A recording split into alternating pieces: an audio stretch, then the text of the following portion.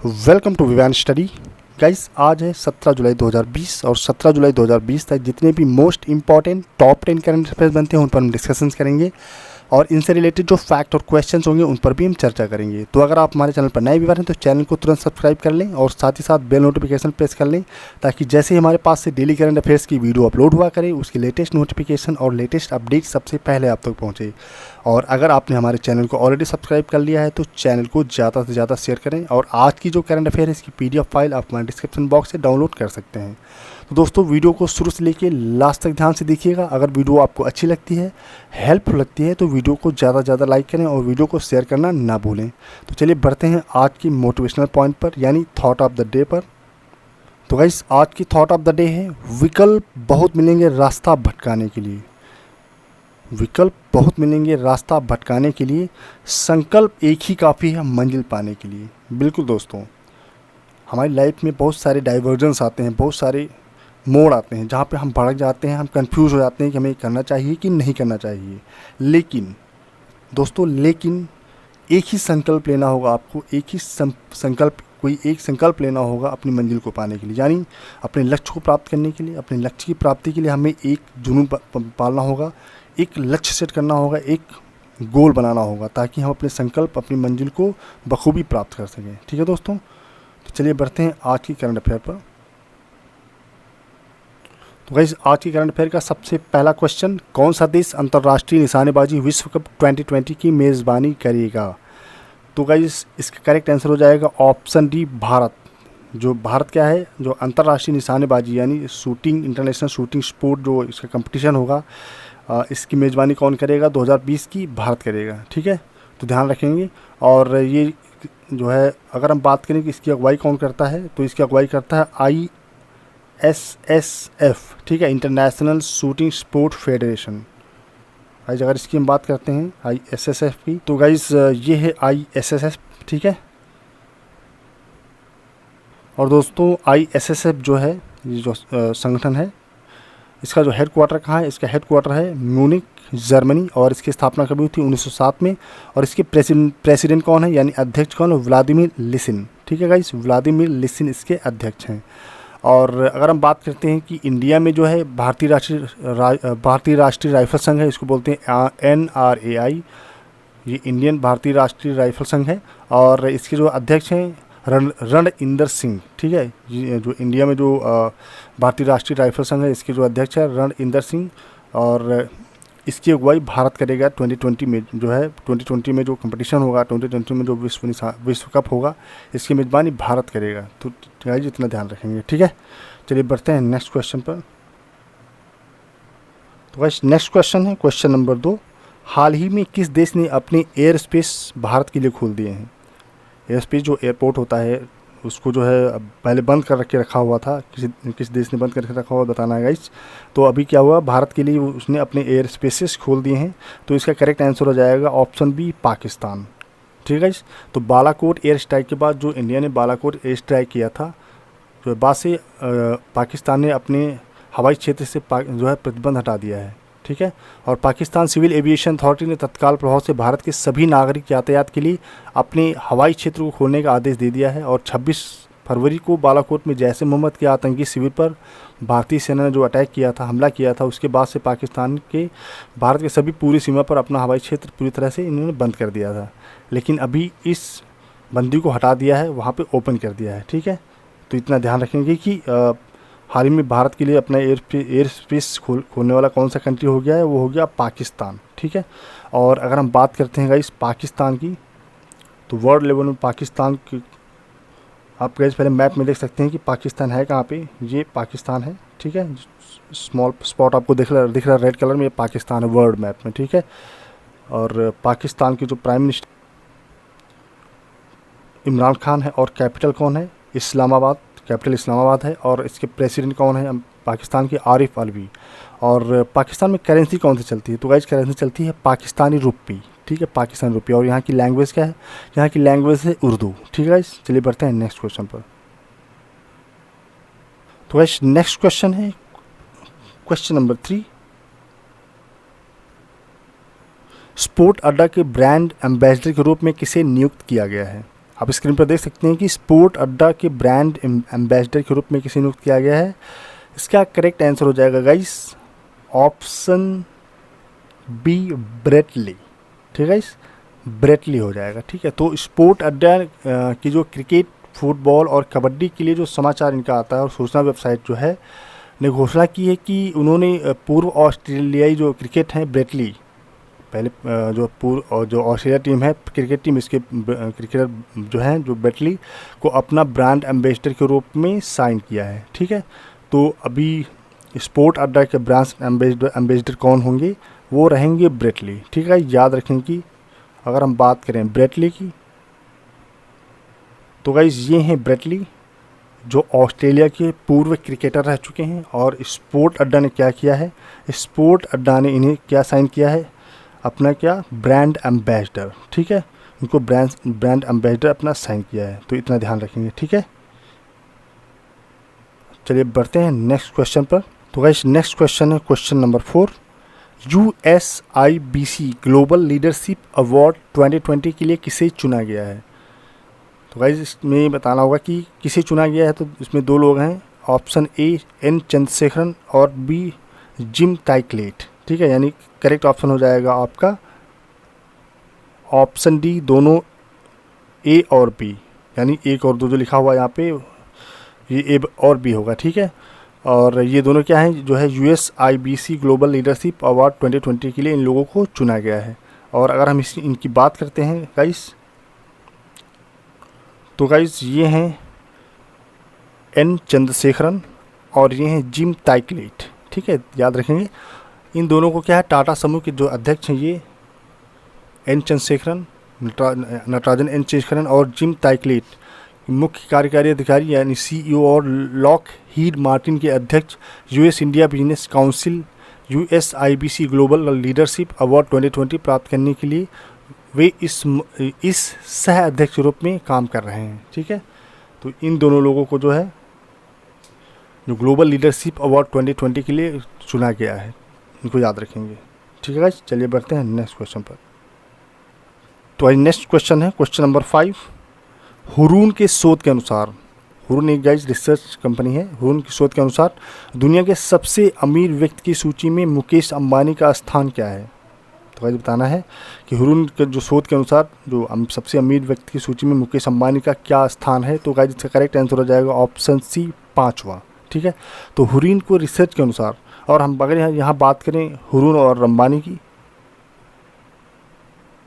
तो गाइस आप स्क्रीन पर देख सकते हैं मुकेश अंबानी 5वें रिचेस्ट मैन हैं दुनिया के। ठीक है, अकॉर्डिंग टू हुरून रिसर्च, ध्यान रखेंगे। और इसके अनुसार रिलायंस इंडस्ट्रीज लिमिटेड के अध्यक्ष यानी CEO मुकेश अंबानी, जिनकी कीमत इसमें कितनी है, 78 बिलियन अमेरिकन डॉलर है और दुनिया के 5वें सबसे अमीर आदमी हो गए हैं। और वे सबसे अमीर भारतीय भी हैं और वे एकमात्र एशियाई टाइकून हैं। जुलाई 2020 तक दुनिया के शीर्ष टॉप 10 में सबसे अमीर लोगों में हैं। ठीक है, तो इतना ध्यान रखेंगे। कौन सा स्थान प्राप्त हुआ है, 5वां स्थान प्राप्त हुआ है हुरून के अनुसार, कि दुनिया के रिचेस्ट पर्सन में 5वें स्थान पर ये हैं। चलिए बढ़ते हैं नेक्स्ट क्वेश्चन पर। तो नेक्स्ट क्वेश्चन है क्वेश्चन नंबर 6। किस हवाई अड्डे ने भारत की पहली कॉन्टैक्टलेस कार पार्किंग की शुरुआत की है। तो कौन सा बताना है कि कौन सा इंडिया का कौन सा हवाई अड्डा है, कौन सा ऐसा एयरपोर्ट है जिसने कॉन्टैक्टलेस कार पार्किंग की शुरुआत की है। क्योंकि अभी जो पैंडमिक चल रहा है, जो कोरोना महामारी चल रही है, इसमें लोगों से कांटेक्ट करना या किसी को छूना ये थोड़ा प्रॉब्लम क्रिएट करता है। इससे बैक्टीरिया जो है इन्फेक्शन ज़्यादा फैलता है। ठीक है, तो इसी को देखते हुए अभी इसका करेक्ट आंसर हो जाएगा option D, Rajiv Gandhi international airport. तो राजीव गांधी इंटरनेशनल हवाई अड्डे ने भारत की पहली कॉन्टैक्टलेस कार पार्किंग की शुरुआत की है। और अगर हम इसकी बात करते हैं कॉन्टैक्टलेस कार पार्किंग की, तो गाइस कॉन्टैक्टलेस जो कार पार्किंग है वो कहाँ शुरू की गई, हैदराबाद में शुरू की गई। किस एयरपोर्ट पर, राजीव गांधी इंटरनेशनल एयरपोर्ट पर, जहाँ पे क्या होगा, कार अगर पार्किंग में लगाएंगे तो आपको किसी से कांटेक्ट करने की ज़रूरत नहीं है, सब इलेक्ट्रॉनिक सिस्टम होगा, उसके माध्यम से सारी प्रक्रिया होती चली जाएंगी। ठीक है, तो इतना ध्यान रखेंगे कि कॉन्टैक्टलेस कार पार्किंग की शुरुआत कहाँ की गई है, हैदराबाद राजीव गांधी इंटरनेशनल एयरपोर्ट। ठीक है, चलिए बढ़ते हैं नेक्स्ट क्वेश्चन पर। और गाइस इसी क्वेश्चन में थोड़ा और बात कर लेते हैं कि जो हम बात कर रहे थे कॉन्टैक्टलेस एयरपोर्ट की, तो ये जो पार्ट है, ये जो कार्यक्रम है, ये भारत सरकार का एक वन नेशन वन टैग यानी NETC फास्ट टैग कार्यक्रम का एक हिस्सा है। ठीक है, जितना ध्यान रखेंगे कि वन नेशन वन टैग जो फास्ट टैग है इसका एक हिस्सा है, तो याद रखेंगे। चलिए बढ़ते हैं नेक्स्ट क्वेश्चन पर। तो गाइस नेक्स्ट क्वेश्चन है question number 7, Suresh Amonkar. Guys Suresh Amonkar जिनका हाल ही में निधन हुआ, वह किस राज्य के स्वास्थ्य मंत्री थे? तो गाइस इसका करेक्ट आंसर हो जाएगा ऑप्शन डी। ठीक है, सुरेश अमोनकर की बात हो रही है यहाँ पे। तो गाइस ये हैं सुरेश अमोनकर जिनका अभी रिसेंटली निधन हो गया है, जिनकी डेट ऑफ बर्थ है 15 मई 1952 और डेट ऑफ डेथ क्या है, मतलब जुलाई 6, 2020। ठीक है, तो ये गोवा के पूर्व स्वास्थ्य मंत्री रह चुके हैं और इनकी उम्र 68 साल थी। और इनका जो देहांत है, इनकी जो मृत्यु है, ये कोरोना वायरस के इन्फेक्शन के कारण हुआ है। ठीक है, जबकि मडगांव के ESI अस्पताल में उनका इलाज चल रहा था, लेकिन इन्फेक्शन चरम पे होने के कारण इनकी मृत्यु हो गई, इनकी डेथ हो गई। ठीक है, तो याद रखेंगे कि सुरेश अमोनकर ये एक स्वास्थ्य मंत्री थे गोवा के। ठीक है, जिनका हाल ही में जो है कोविड-19 यानी कोरोना वायरस की वजह से इनकी मृत्यु हो गई है। चलिए बढ़ते हैं नेक्स्ट क्वेश्चन पर। तो भाई नेक्स्ट क्वेश्चन है क्वेश्चन नंबर 8, किस मंत्रालय ने खनन मंत्रालय के पोर्टल को पर्यावरण मंत्रालय की परिवेश वेबसाइट से जोड़ने की योजना बना रहा है? तो कौन सा ऐसा मंत्रालय जो खनन मंत्रालय का जो पोर्टल है यानी जो वेबसाइट है वो अपनी वेबसाइट यानी परिवेश वेबसाइट से जोड़ने की योजना बना रहा है? तो इसका करेक्ट आंसर हो जाएगा गाइस ऑप्शन डी, कोयला मंत्रालय। ठीक है, कोल मिनिस्ट्री। तो इतना ध्यान रखेंगे। और अगर हम बात करते हैं कोल मिनिस्ट्री की, तो कोल मिनिस्ट्री जो है गवर्नमेंट ऑफ इंडिया के माध्यम से रन करती है। ठीक है, और अभी हो क्या रहा है कि मतलब खनन मंत्रालय के पोर्टल को पर्यावरण मंत्रालय की परिवेश वेबसाइट से इसको जोड़ने की प्रक्रिया चल रही है। ठीक है, तो ये कोल माइनिंग है। ठीक है, कोल माइनिंग प्लान पोर्टल और ये परिवेश वेबसाइट, इसको क्या होगा, इसको एक दूसरे से ये लिंक कर देंगे इसको दोनों को। ठीक है, जिससे क्या होगा कि कोयला जो है इसमें लोगों को काफ़ी फ़ायदा मिलेगा, लोगों को, साथ ही गवर्नमेंट को उससे काफ़ी लाभ होने वाला है। तो गाइस इसमें जो कोयला मंत्रालय है, कोयला मंत्रालय विभिन्न प्रकार के पर्यावरण मंजूरी प्राप्त करने के लिए परियोजना के प्रस्तावकों द्वारा पर्यावरण मंत्रालय को प्रस्तुत प्रस्तावकों की ऑनलाइन निगरानी, क्योंकि जब पोर्टल ऑनलाइन हो जाएगा, वेबसाइट के माध्यम से चलेगा, तो ऑनलाइन निगरानी और प्रबंधन के लिए और सिंगल विंडो परिवेश वेबसाइट के साथ खनन योजना पोर्टल को जोड़ने की योजना बनाई जा रही है। और यह घोषणा कोयला सचिव अनिल कुमार, अभी जो कोयला सचिव हैं, जो जो सेक्रेटरी हैं वो हैं अनिल कुमार, और इनके माध्यम से अनिल कुमार जैन ने federation of Indian chambers of commerce and industry यानी फिक्की जिसे कहा जाता है, FICCI, federation of Indian chambers of commerce and industry FICCI द्वारा आयोजित वाणिज्यिक खनन के लिए कोयला खदानों की नीलामी पर एक हितधारक परामर्श के दौरान की थी। ठीक है, इसके दौरान जो है जिसकी योजना बनाई गई थी कि मतलब जो खनन मंत्रालय के पोर्टल को परिवेश यानी जो कोयला मंत्रालय है उसके परिवेश वेबसाइट से जोड़ा जाएगा, जिससे क्या होगा कि ऑनलाइन निगरानी रखने में काफ़ी फ़ायदा मिलेगा और इससे काफ़ी गवर्नमेंट को भी फ़ायदा होगा, साथ ही साथ जो वर्क होंगे इसके माध्यम से उनको भी फ़ायदा होने वाला है, काफ़ी अच्छी निगरानी हो पाएगी। ठीक है गाइस, तो इतना ध्यान रखेंगे। चलिए बढ़ते हैं नेक्स्ट क्वेश्चन पर। तो गाइस क्वेश्चन नंबर 9 है,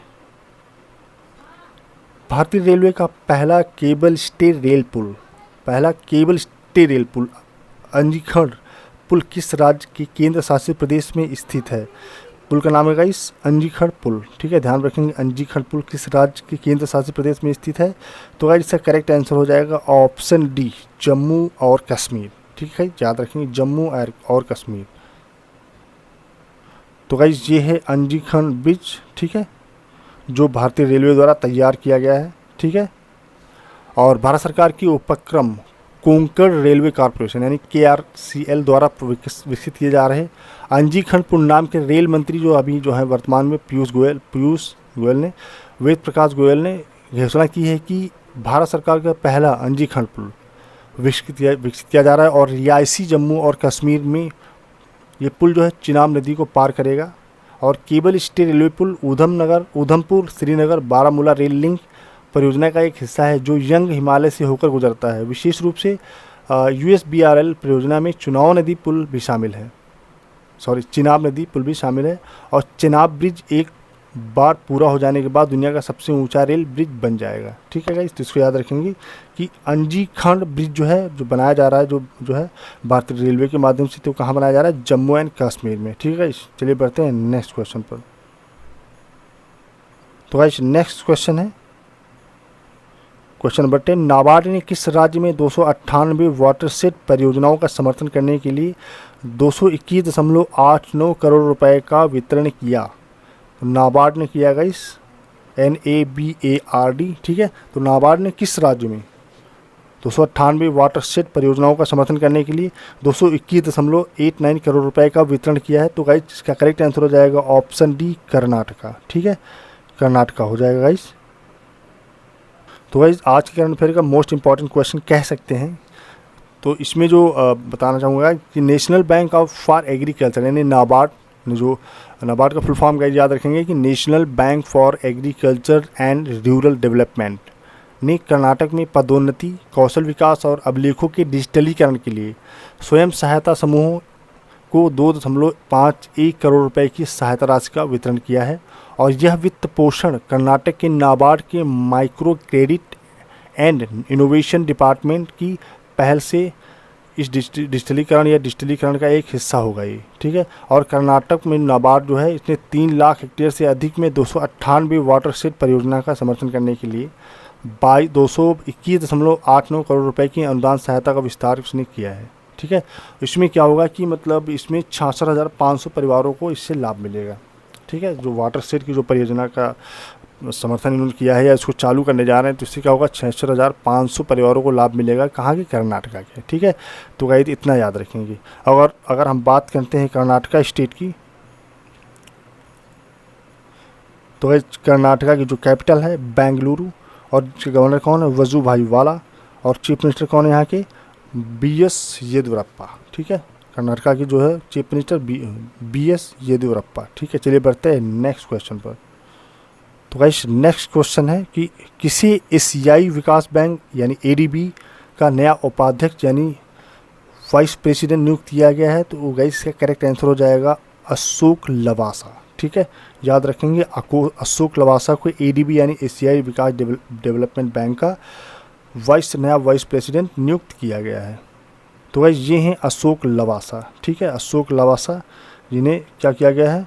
as new vice president of ADB Asian development bank. ठीक है, और अशोक लवासा को निजी क्षेत्र के संचालन और सार्वजनिक निजी भागीदारी के लिए इनको उपाध्यक्ष नियुक्त कर दिया गया है, जो वर्तमान में भारत के चुनाव आयुक्तों में से एक के रूप में सेवा कर रहे हैं। अभी वर्तमान में कहाँ है? जो चुनाव आयोग में आयुक्त के रूप में जो सेवा कर रहे हैं 2018 से, और वह दिवाकर गुप्ता का स्थान लेंगे। अभी ADB में जो है वाइस प्रेसिडेंट कौन है? दिवाकर गुप्ता हैं, लेकिन इनका कार्यकाल दिवाकर गुप्ता के 31 अगस्त 2020 को समाप्त हो जाएगा। उसके बाद अशोक लवासा को जो है इनका स्थान लेना है, इनको चुना गया है। ठीक है, इनको यहाँ नियुक्त किया गया है। तो गाइज ये थी आज की करंट अफेयर। तो दोस्तों आज की करंट अफेयर से रिलेटेड कोई क्वेरी, कमेंट या सजेशन या एडवाइस आप देना चाहें तो हमारे कमेंट बॉक्स में दे सकते हैं, क्योंकि आपके सजेशन, एडवाइस और जो है कमेंट से हमें काफ़ी अच्छा प्रोत्साहन मिलता है और इम्प्रूवमेंट करने का मौका मिलता है। तो guys keep commenting and keep suggesting, keep advising. ठीक है, और आज की करंट अफेयर यहीं समाप्त होती है। कल की करंट अफेयर में आपसे मुलाकात करते हैं। तब तक के लिए थैंक यू सो मच। जय हिंद।